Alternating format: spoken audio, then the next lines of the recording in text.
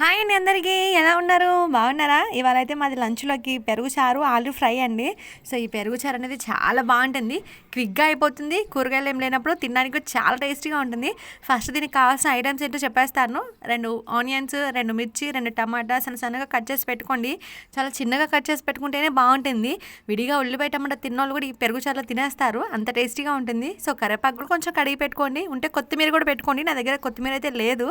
So ఇవన్నీ నీట్గా cut చేసి పెట్టేసుకున్న తర్వాత మనం పొయ్యి మీద ఒక ప్యాన్ అయితే పెట్టేసుకొని అందులో 3 to 4 టేబుల్ స్పూన్ ఆయిల్ వేసేసుకొని 1 టీ స్పూన్ శనగపప్పు, కొంచెం ఆవాలు, జీలకర్ర వేసేసుకొని అవి వేగేసినాక మనం కట్ చేసి పెట్టుకున్న ఉల్లిపాయ, కరివేపాకు ఇవన్నీ వేసి కొంచెం వేపండి. మరీ ఎక్కువ ఫ్రై అవసరం లేదండి, కచ్చాపచ్చగా ఉంటేనే ఈ పెరుగు చాలా టేస్టీగా ఉంటుంది. సో ఉల్లిపాయల మూత పెట్టి కాసేపు మగ్గిన తర్వాత మనం కట్ చేసుకునే టమాటా కూడా ఉంది కదా, అది కూడా వేసేయండి.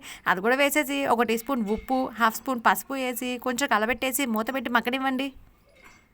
అది మగ్గే లోపల మనం పెరుగు బాగా తోడబెట్టుకుని ఉంది కదా, ఆ పెరుగుని కొంచెం నీళ్ళలాగా చేసుకుందాం. మరీ మజ్జిగలా కాదండి, కొంచెం పలచగా అంతే. మరీ ఎక్కువ వాటర్ వేసుకోకుండా కొన్ని వాటర్ వేసుకొని చూడండి, ఇలా థిక్ పేస్ట్ లాగే చేసుకోండి, అప్పుడే టేస్టీగా ఉంటుంది. సో ఇలా చేసుకొని దీన్ని పక్కకైతే పెట్టేసుకొని మనం ఎంత తాలింపు వేసుకుని ఉల్లిపాయ టమాటా అయితే మగ్గిపోయి ఉంటుంది. ఇప్పుడు దీంట్లో 1/2 స్పూన్ కారం అయితే వేస్తున్నాను.